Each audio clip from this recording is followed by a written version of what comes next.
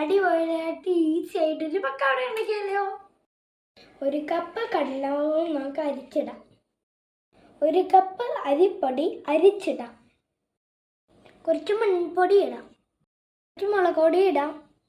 കുറച്ച് ഉപ്പിടാം. കുറച്ച് കായപ്പൊടി.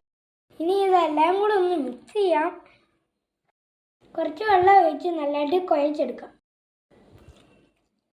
മാവ് റെഡി ആയിട്ട് നമുക്ക് ഈ സേവനാനിയിലോട്ട് ഈ മാവ് വെക്കാം.